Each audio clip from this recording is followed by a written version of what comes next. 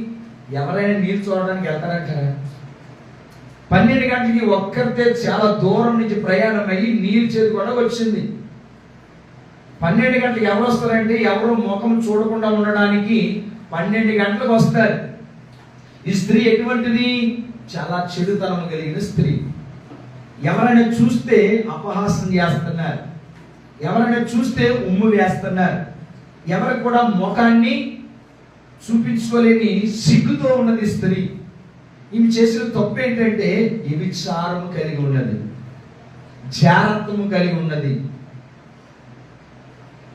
హల్లెలూయా. ఆత్మలో దేవుడు తెలుసుకుని ఆ స్త్రీ అక్కడికి వస్తుందని గ్రహించి అక్కడ కూర్చున్నాడు యేసు ప్రభు.